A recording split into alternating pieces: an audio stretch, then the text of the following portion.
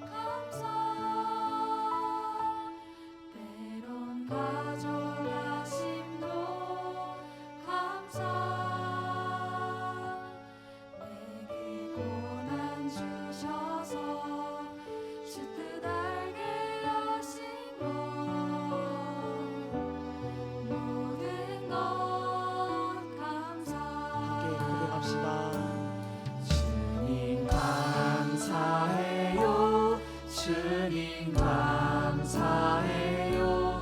내가 여기까지 온 것도 은혜입니다. 주님 감사해요. 주님 감사해요. 나를 사랑하신 주 사랑 감사합니다. 함께 처음부터 다시 고백했으면 좋겠습니다. 주 안에 있을 감사, 자네만 주심도 감사, 나 같은 사람도 자녀 삼아 주신 것 모든 것 감사. 주님 감사해요. 주님 감사해요. 내가 여기까지 온 것도 은혜입니다. 주님 감사해요. 주님 감사해요. 나를 사랑하신 주 사랑 감사합니다. 목소리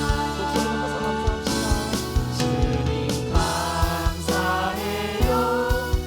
주님 감사해요. 내가 여기까지 온 것도 은혜입니다. 주님 감사해요. 주님 감사해요. 나를 사랑하신 주 사랑 감사합니다. 사랑하신 주 사랑 감사합니다.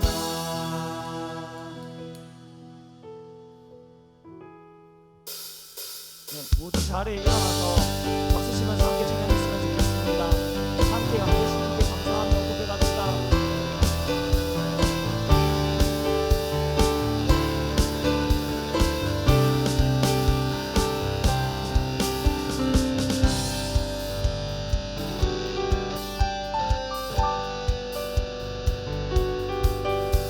맘 되신 주께 감사하세. 그 사랑 영원하리라.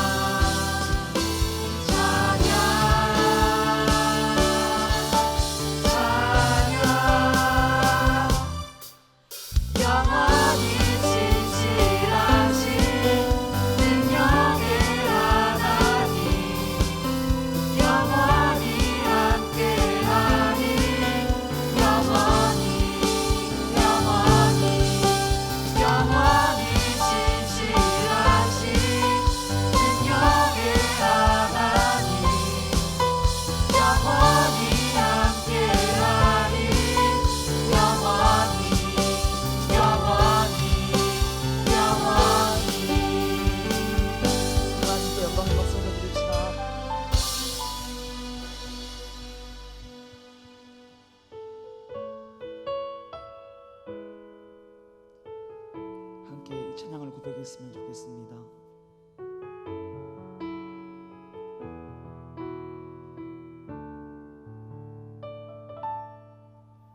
날이 저물어 갈 때 빈들에서 걸을 때 그때가 하나님의 때 내 힘으로 안 될 때 빈손으로 걸을 때 내가 고백해 여호와 이래 날이 저물어 갈 때 날이 저물어 갈 때 빈들에서 걸을 때 그때가 하나님의 때 내 힘으로 안 될 때 빈손으로 걸을 때 내가 고백해 여호와 이래 주가 일하시네 주가 일하시네 주가 일하시네 주께 아끼지 않는 자에게 주가 일하시네 주가 일하시네 신뢰하며 얻는 자에게 함께 2절로 고백합시다. 우리 모인 이곳에 우리 모인 이곳에 주님 함께 계시네 우리네 아버지네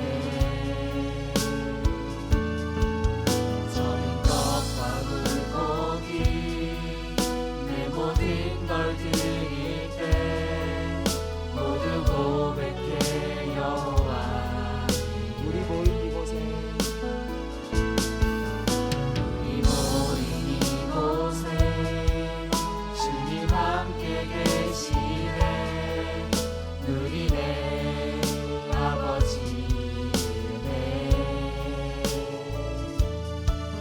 저는 떡과 물고기 내 모든 걸 드릴 때 모두 고백해 여호와 주가 일하시네 주가 일하시네 주가 일하시네 주께 아끼지 않는 자에게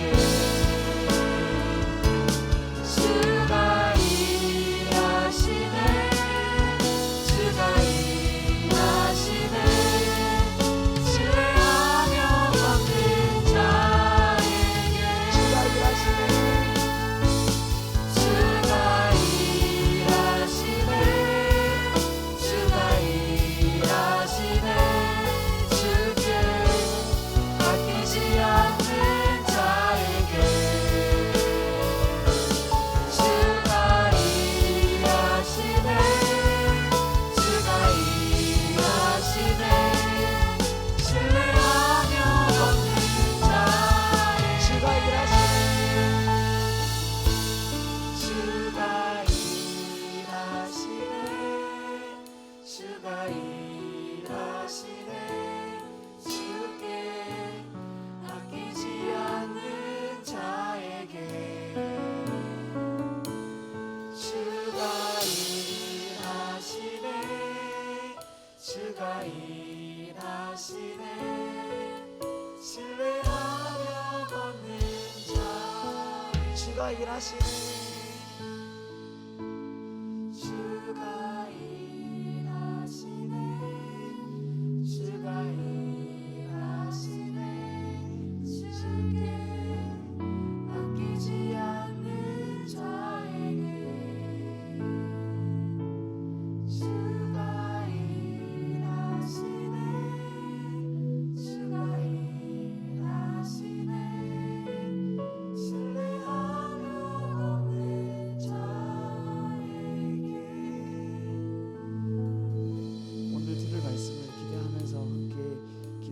예배 자리로 나아갔으면 좋겠습니다. 함께 오늘 예배를 위해서 기도하겠습니다.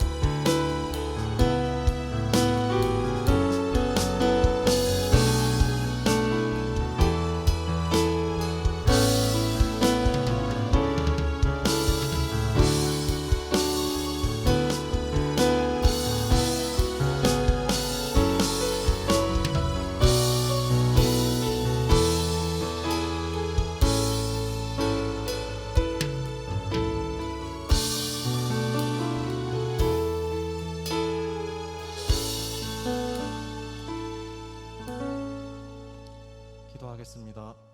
참 좋으신 우리 아버지 하나님 감사합니다.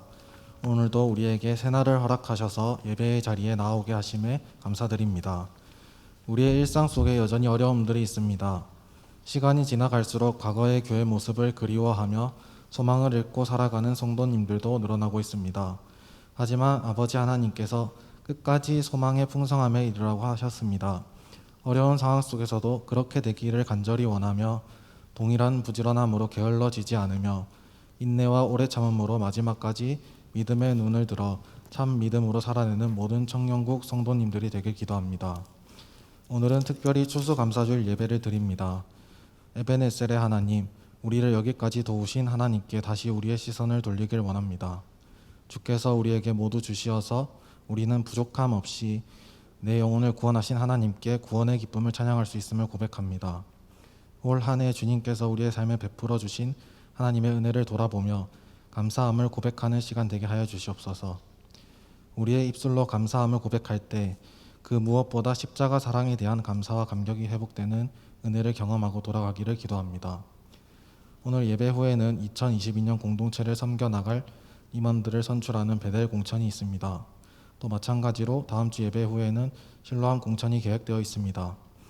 한 해를 사랑과 열심으로 섬겨준 2021년 실로암 베델 임원들의 수고를 기억하여 주시고 앞으로 그들의 삶 속에서 하나님을 더 알아가는 귀한 복을 더해 주시길 소원합니다.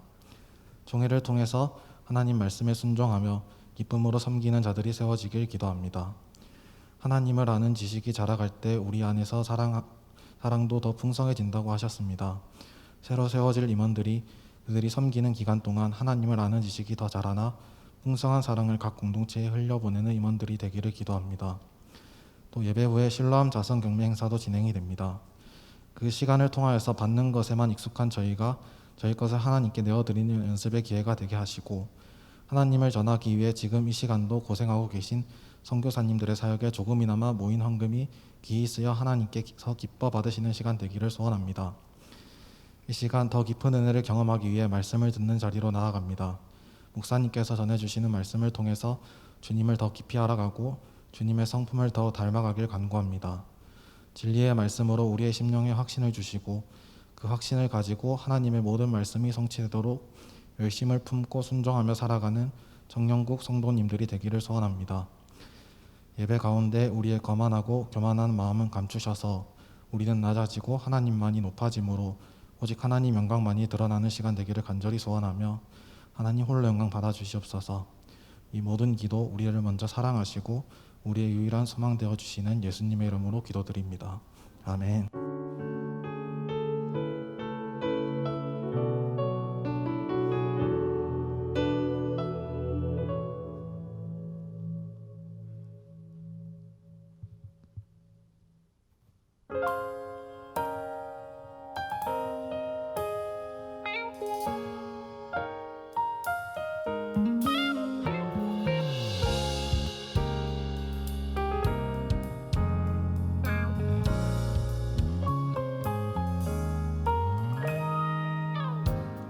내게 주어진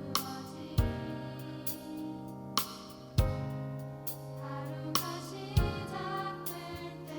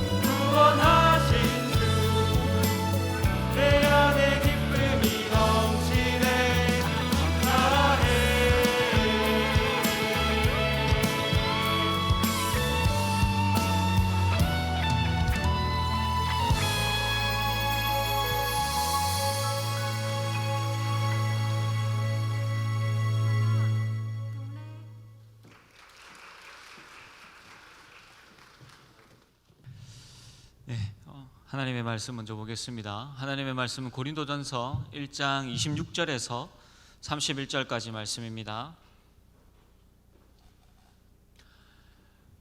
말씀을 교독하도록 하겠습니다. 형제들아, 너희를 부르심을 보라. 육체를 따라 지혜로운 자가 많지 아니하며 능한 자가 많지 아니하며 문벌 좋은 자가 많지 아니하도다. 그러나 하나님께서 세상에 미련한 것들을 택하사 지혜 있는 자들을 부끄럽게 하시려 세상에 약한 것들을 택하사 강한 것들을 부끄럽게 하시려 하시며 하나님께서 세상에 천한 것들과 멸시받는 것들과 없는 것들을 택하사 있는 것들을 패하려 하시나니 나머지도 하나님 앞에서 자랑하지 못하게 하려 하심이라. 너희는 하나님으로부터 나서 그리스도 예수 안에 있고 예수는 하나님으로부터 나와서 우리에게 지혜와 의로움과 거룩함과 구원함이 되셨으니 기록된 바 자랑하는 자는 주 안에서 자랑하라 함과 같게 하려 함이라. 아멘. 네, 여러분 오늘 이제 추수감사주일입니다. 그렇죠? 오늘 추수감사주일인데 여러분 이제 추수감사주일이 이제 뭐 어떻게 시작되어졌는지 또 추수감사주일이 왜 이렇게 절기를 우리가 지키고 있는지는 아마 대부분 잘 알고 계실 겁니다. 뭐 옛날에 그 뭐 샵 메이플라워호 그리고 샵 신대륙, 샵 미국 검색해 보시면 이제 추수감사주일이 어떻게 유래가 되었는지 잘 나와 있습니다. 그래서 뭐 추수감사주일을 이제 뭐 간단하게 이야기를 해보자면 이제 농경사회 당시에 이제 옛날에는 농경사회였죠. 이 농경사회에서 한 해의 수확을 끝내고 하나님께서 베풀어 주신 그 은혜들을 감사하는 날을 이 추수감사주일이었습니다. 지금은 우리가 농경사회가 아니기 때문에 뭐 어떠한 이제 곡식이나 뭐 과일 그리고 농사 이런 것들로 인하여서 뭐 하나님 앞에 감사드리지는 않지만 그래도 올 한 해를 하나님께서 선하게 인도하시고 지켜주신 그 매일의 삶을 지키시는 하나님의 은혜에 감사하는 절기가 바로 추수감사주일입니다. 그래서 이제 감사주일 설교를 준비하려고 이제 본문을 이제 감사에 대한 설교를 준비하려고 본문을 찾는데 어느 순간 제 마음에 그런 이제 생각이 들더라고요. 나는 하나님께 무엇을 그리고 얼마나 1년 동안 감사하면서 지냈는가. 그리고 내가 감사에 대한 설교를 해야 되는데 나는 얼마나 지금 이 시간 하나님 앞에 감사하며 살아가고 있는가를 이제 생각을 하고 돌아보았습니다. 그런데 1년 동안 저의 삶을 돌이켜 보니까 하나님께서 나의 삶을 인도하셨다라고 이야기를 하지만 어느 순간 나의 마음 가운데 또한 나의 입술 가운데 생각 가운데 하나님을 향한 그 감사가 사라져버린 제 자신을 저의 모습을 이제 어느 순간 발견을 하게 되었습니다. 도대체 내가 무엇을 하나님 앞에 감사해야 될지를 모르겠고 그리고 여러 가지 상황과 여러 가지 생각들 속에서 내가 지금 하나님 앞에 과연 감사해야 할 것이 있는가라는 생각이 들었습니다. 이런저런 생각들을 하다 보니까 진짜 내 삶에 감사라는 것이 사라져버린 그러한 삶을 살아가고 있는 거죠. 그러다가 오늘 이 말씀을 묵상을 하면서 하나님이 원하시는 감사, 우리가 왜 하나님 앞에 감사해야 하는지를 다시 하나님께서 이제 묵상하게 하시고 말씀을 하여 주셨습니다. 여러분, 우리 가운데 어떠한 여러 가지 삶의 고민들, 문제들, 그리고 어려운 일들, 삶의 힘듦으로 또한 기도하지만 그 기도가 이루어지지 않고 그 기도의 어떠한 소원들이 계속해서 딜레이되고 있는 그러한 상황 가운데서 힘들어하고 있는 우리 지체들이 혹시 계십니까? 그렇다면 오늘 이 말씀을 통하여서 다시 한번 하나님을 향한 그 감사의 은혜가 회복되어지는 그 시간들이 되어지기를, 하나님이 우리의 마음을 다시 회복시켜 주시는 이 시간이 되기를 주님의 이름으로 소원합니다. 바울은 이 고린도 교회의 서신을 쓰면서 지금 그 교회 안에서 굉장한 파벌 싸움이 일어나고 있는, 나는 뭐 누구파, 나는 아볼로파, 나는 바울파, 나는 그리스도파 라고 그렇게 파가 나뉘어져서 교회 안에서 정말로 치고받고 싸우고 있는 이 성도들을 향하여서 서신을 써서 그들을 질책하고 또한 말씀으로 질책하며 권면하고 있는 서신이 바로 이 고린도 서신입니다.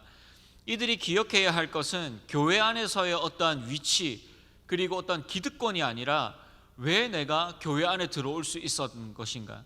나는 왜 이 자리에 서 있을 수 있는가를 기억해야 한다라는, 하나님께서 왜 우리를 교회 안에 세워주셨을까를 기억하라라고 권면하고 있죠. 그리고 이들이 진짜로 생각해야 할 것은 교회를 세우신 분도 하나님이시며, 그리고 우리를 세우신 분도 하나님이시며, 우리를 부르신 분도 하나님이시다라는 사실을 너희는 기억해야 한다라는 것이죠. 그래서 그렇다면 주님은 어떠한 자를 성도로 부르셨는가? 우리를 주님께서 교회의 성도로 부르시고 교회 공동체로 부르셨는데, 자, 그렇다면 주님은 왜 우리를 교회의 성도로, 공동체로, 구성원으로 불러주셨느냐라는 것이죠. 과연 우리가 어떠한 자격이 있길래, 하나님이 우리를 무엇을 보시고 우리를 부르셨느냐?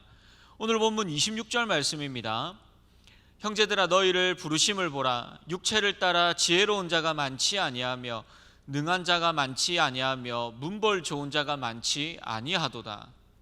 여기에서 형제들아, 너희를 부르심을 보라, 이런 말은 눈으로, 자, 옆에 있는 형제들을 잘 보십시오, 어떠한 사람인지 잘 지켜보십시오 라는 의미가 아닙니다. 이것은 마음의 눈으로 자기 스스로를 깊이 돌아보라, 성찰해보라 라는 뜻입니다. 즉, 하나님께서 너희 한 사람 한 사람을 왜 부르셨고, 왜 구원하여 주셨고, 왜 성도로 세우셨고, 왜 하나님을 예배하는 예배자로 이 자리에 부르셨는지를 너희 스스로 한번 잘 살펴보라 라고 하는 그러한 의미입니다.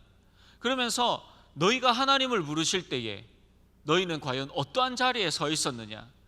하나님이 왜 우리를 성도로 부르셨는지 생각해보라. 하나님이 무엇 때문에 우리를 하나님의 자녀로 삼아주셨는지, 하나님이 왜 그렇게 우리를 사랑하시는지 생각해보라 라는 것이죠. 여러분, 하나님을 향한 감사, 우리가 하나님 앞에 감사합니다, 감사합니다라고 이야기를 하는데, 하나님을 향한 감사는 바로 여기에서부터, 이 질문에서부터 시작해야 합니다. 하나님께서 나를 왜 불러주셨습니까? 하나님이 나를 왜 사랑하십니까? 하나님이 나 같은 자를 왜 이 땅 가운데 세우시고 하나님의 자녀로 이 땅 가운데 살아가게 하십니까?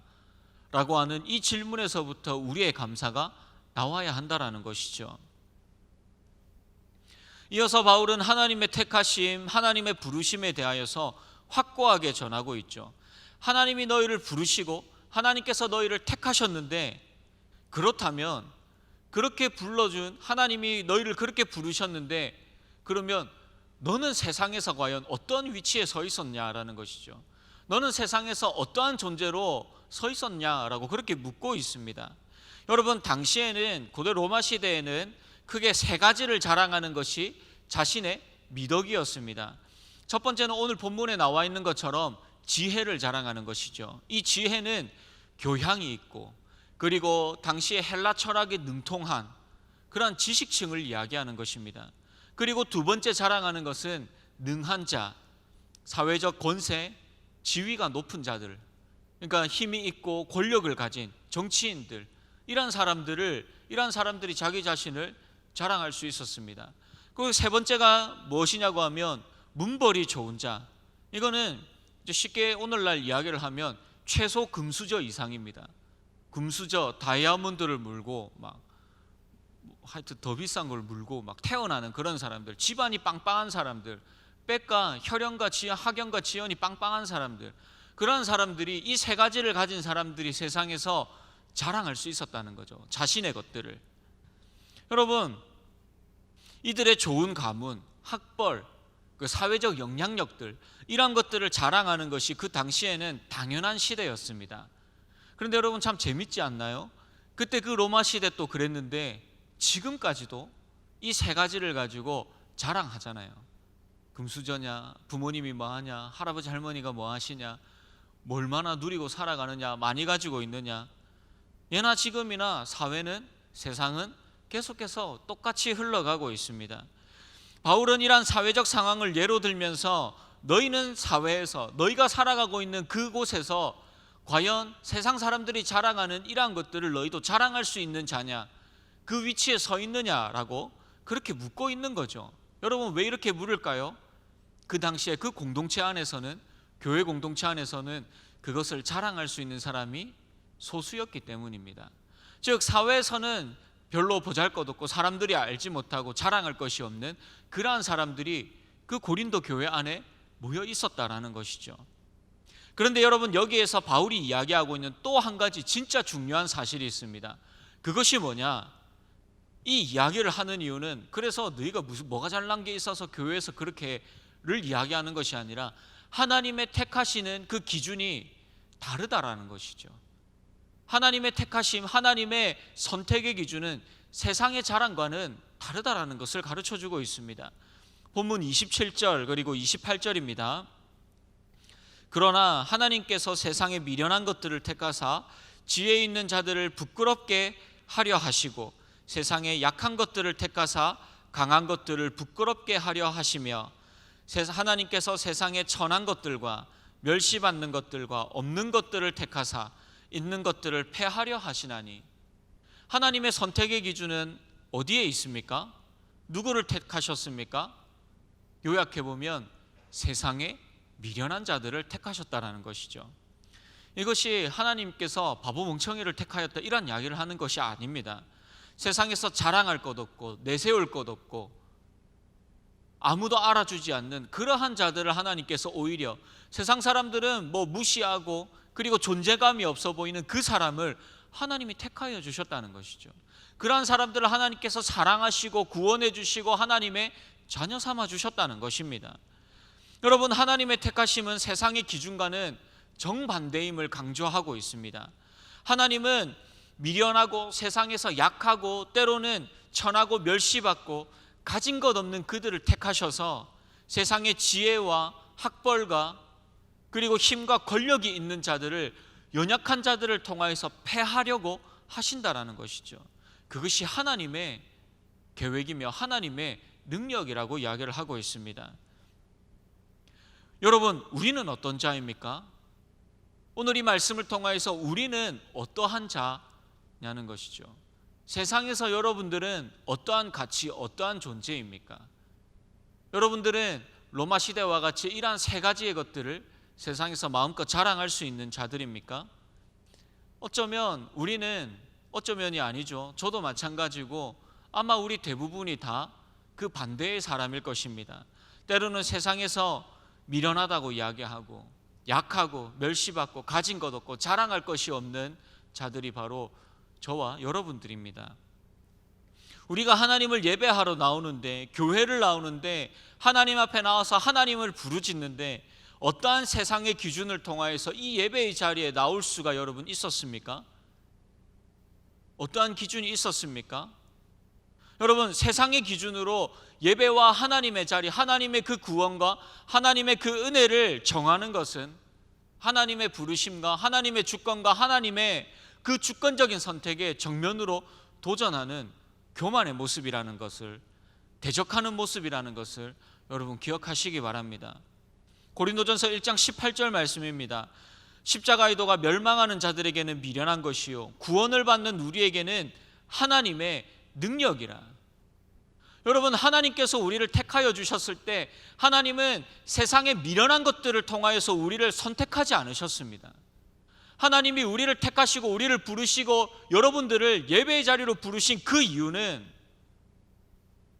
그 십자가의 사랑 하나밖에 없다라는 것이죠.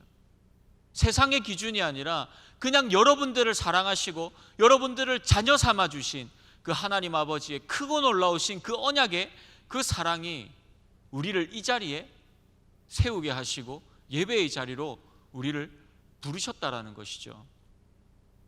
여러분, 이것이 주님의 방법입니다. 하나님의 것은 이 세상에서 환영받지 못합니다. 아무도 좋아하지 않습니다. 하지만 하나님은 세상의 것이 아닌 하나님의 것과 하나님의 기준으로 택하시고 인도하시고 역사하십니다. 그것이 인간은 이해하지 못하고 나는 알지 못하지만 왜 도대체 하나님이, 하지만 하나님은 그렇게 하신다는 것이죠. 우리를 향한 하나님의 사랑도 그렇습니다. 여러분, 뭐가 볼 게 있고 뭐 얼마나 써먹을 게 있다고 뭐가 잘하는 게 있어서 우리를 부르신 것이 아니라는 거죠. 왜 나 같은 자를 사랑하시지? 도대체 하나님이 왜 나같이 이렇게 살아가는 사람을, 왜 나같이 별 볼 일 없는 사람을 하나님께서 왜 선택하시고 자녀 삼아 주셨지? 그게 하나님의 사랑입니다. 조건이 아닌, 자격이 아닌 오직 하나님의 은혜로, 오직 하나님의 은혜로 우리를 부르시고 자녀 삼아 주셨습니다. 그리고 이것이 바로 하나님의 진정한 은혜이며 하나님의 지혜라는 것입니다. 고린도전서 1장 25절 말씀입니다. 우리 말씀을 함께 읽도록 하겠습니다. 하나님의 어리석음이 사람보다 지혜롭고 하나님의 약하심이 사람보다 강하니라. 아멘. 여러분 한번 잘 생각해 보십시오. 여러분 제가 학부가 선교학과 출신입니다. 선교학을 공부를 하면서 이해가 안 되는 것이 있어요. 그게 뭐냐고 하면 여러분 잘 생각해 보십시오. 밑에서 막 그냥 일반 시민들 그리고 힘이 없는 사람들, 그래서 이러한 사람들이 뭐 중국이나 북한이나 이런 데 가면 지하교회로 모여 있습니다. 숨어서 활동을 합니다. 그런데 하나님께서 그러한 사람들이 아니라 정말로 막 예를 들면 막 김정은, 시진핑 이런 사람을 하나님께서 갑자기 마음을 팍 붙잡아 가지고 변화시켜 주셔 가지고 중국의 복음화, 북한의 복음화, 막 이슬람의 복음화 이렇게 시켜 나가시면 얼마나 쉽냐는 거죠. 이해가 안 되는 거예요. 왜 이렇게 밑에서 막 힘없는 서민들이 고통과 압제를 당하면서 예배의 자리를 지켜야 되고 그들의 눈물, 그들의 피, 그들의 그 눈물의 기도를 하나님께서 왜 듣기를 원하시는가? 이해가 안 되는 거예요.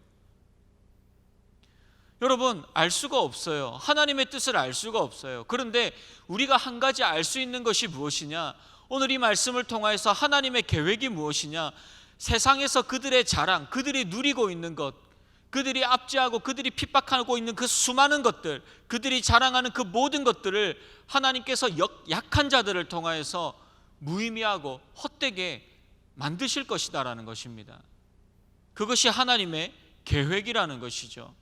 하나님을 의지하지 않고 누리는 세상의 모든 것들을 하나님을 의지하며 살아가는 사람들을 통하여서 하나님은 그 모든 것들을 패하려 하신다는 것입니다.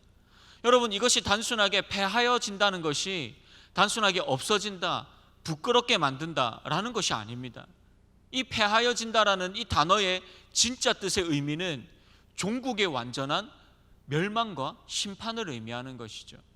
하나님께서는 이 땅 가운데 예수 그리스도를 보내어 주실 것이고 다시 보내어 주실 것이고 그렇게 세상에서 자랑하며 기고만장하는 자들을 하나님이 패하시고 벌하시고 심판하시겠다는 것이죠. 누구를 통하여서요? 연약하고 힘없지만 하나님을 의지하는 그들을 통하여서. 세상에서는 미련하다고 손가락질 받지만 그럼에도 불구하고 그 십자가의 지혜로운 것들을 붙잡고 살아가는 그들을 향하여서, 저와 여러분들을 통하여서 하나님은 이 땅에 교만한 자들을 꺾으시고 심판하실 것이다라고 말씀하고 계십니다. 그러므로 우리는 그 누구도 세상의 유익과 세상의 자랑을 하나님 앞에 가지고 나가지 못할 것입니다. 그렇기에 우리는 하나님 앞에서 그 어떠한 것도 자랑할 수 있는 자가 아닙니다. 하나님, 내가 이러한 직업을 가지고 있어요. 하나님, 내가 이러한 학교를 다니고 있어요. 나의 스펙이 이렇게 돼요. 내가 얼마를 받아요. 하나님 앞에 이러한 것들을 자랑할 수가 없다는 것이죠. 아무도 하나님 앞에 자랑할 수 없습니다. 왜 그렇습니까? 그 모든 것들을 하나님이 거두어 가시면 다 더 이상 내 것이 아니기 때문이죠. 그러므로 우리의 자랑은 약하고 미련하고 자랑할 것 없는 나와 같은 자들을 택하시고 구원하시고 자녀 삼아 주신 그 하나님의 놀라운 사랑을 우리는 자랑해야 합니다. 여러분, 하나님은 공평하신 하나님이십니다. 하나님께서 하나님의 공평함은 모든 사람들이 똑같은 것들을 분배받아서 똑같이 누리는 것, 그것을 만드시기 때문에 하나님이 공평하신 하나님이 아니라, 하나님의 공평함은 세상에 약하고 보잘것없는 자도 하나님이 구원하시고 그들의 약함을 들어쓰시며 그들을 통하여서 강하고 많이 가진 자들을 부끄럽게 하고 보잘것없게 만드시기 때문이죠. 하나님의 공평하심은 하나님의 그 사랑의 택하심에 기준이 없음을 의미하는 것입니다. 그러므로 여러분, 나의 약함이 하나님의 손에 붙들리면 강함이 되어집니다. 나의 이 모자란 것들이 하나님의 손에 붙들리기만 하면, 하나님이 그것을 붙들고 사용하시면 이 세상에서 그 어떠한 것보다도 강하게 사용되어집니다. 왜요? 하나님의 전능하신 그 손에 붙들려 있기 때문이죠. 여러분, 30절 말씀을 함께 읽겠습니다. 본문 30절 말씀입니다. 너희는 하나님으로부터 나서 그리스도 예수 안에 있고 예수는 하나님으로부터 나와서 우리에게 지혜와 의로움과 거룩함과 구원함이 되셨으니. 아멘. 여러분, 하나님의 구원은 세상의 지혜와 권세와 힘과 수저, 색깔과는 아무런 관계가 효력이 없습니다. 청교도의 대표적인 목사님인 조나단 에드워즈가 이런 이야기를 했습니다. 자신의 죄와 비참함을 확실히 알지 못한 채 주님의 사랑과 긍휼을 온전히 인식하는 것은 불가능하다. 하나님으로부터 나오는 지혜와 의로움과 거룩과 구원으로 우리가 살아가고 있음을 기억하라는 것입니다. 그리고 우리의 가장 큰 감사와 우리의 가장 큰 자랑이 무엇이 되어야 하나? 내가 가지고 있는 것, 누리고 있는 것, 세상 사람들이 부러워하는 것이 아니라 하나님께서 나를 지혜 있게 하시고 의롭게 하시고 거룩하게 하시고 무엇보다도 나를 하나님의 자녀 삼아 주신 그 구원의 놀라운 그 은혜를 우리가 누리고 살아가고 있음을, 하나님이 나 같은 자들을 택하여 주셨음을 하나님 앞에 감사하며 세상에 자랑해야 한다라는 것이죠. 여러분, 이것을 꼭 이번 감사절을 통하여서 기억하시기 바랍니다. 나에게는 지혜도 선한 것도 힘도 능력도 없습니다. 그러니 주님, 저는 이 세상의 다른 것이 아닌, 세상의 것을 자랑하는 것이 아닌 오직 나의 주님만을 자랑하겠습니다. 이것이 이번 감사절에 여러분들의 하나님을 향한 고백이 되어지기를 소원합니다. 오직 영광의 하나님이시며 우리의 지혜이시며 구원자이신 주님 안에서 살아가게 하시는 그 놀라운 하나님의 사랑을 묵상하시고 또한 그 사랑에 감사하시며 살아가시기를 바랍니다. 여러분, 이것이 삶의 감사를 잃어버리고 내가 하나님 앞에 과연 무엇을 감사해야 되지? 하나님, 내가 이런 상황 가운데서 내가 뭘, 어떤 거를 도대체 감사하라고 하십니까? 희미해져 버린 우리가 다시 묵상해야 할 진짜 감사와 진짜 하나님의 은혜는 바로 나를 붙들어 주신 그 놀라운, 지금도 나를 여전히 사랑하시는 그 하나님의 사랑입니다. 그러므로 여러분, 우리는 누구를 높여야 합니까? 나의 약함을 들어 강한 자들을 부끄럽게 하시며 나의 지혜이며 능력이신 왕이신 나의 하나님만을 온전히 높여드리며 그 하나님을 자랑하며 살아가시는 저와 여러분들이 되기를 주님의 이름으로 소원합니다. 말씀을 정리하겠습니다. 여러분, 고린도 교회가 상실했던 하나님께서 부르신 이유와 목적을 회복하기를, 우리 또한 회복하기를 소원합니다. 고린도 교회와 같이 우리 교회 안에서도 세상적인 자랑과 서로를 비교함이 어쩌면 많이 일어날 수 있을 것 같습니다. 하지만 우리의 감사는 내가 얼마나 가지고 있느냐, 무엇을 누리고 있느냐가 아닙니다. 그것은 하나님이 베푸신 은혜에 비하면 진짜 개미 코딱지만한 것, 그것보다도 더 적은, 정말로 아무 쓸모없는 것들입니다. 내가 가진 것에는 항상 한계가 있고, 그리고 그것에 항상 집착하다 보면 내가 누리는 것 또한 누군가와 자꾸 비교하게 될 수밖에 없죠. 또한 그 안에 나의 노력과 나의 열심이 들어가게 되면 이제 더 이상 하나님이 주셨음에도 불구하고 그것이 하나님이 주신 것이 아니라 나의 노력과 나의 것들로 내가 성공을 이루었다고 교만하고 타락하게 되어진다는 거죠. 그렇다면 우리는 더 이상 하나님 앞에 감사할 것이 사라지게 되어져 버립니다.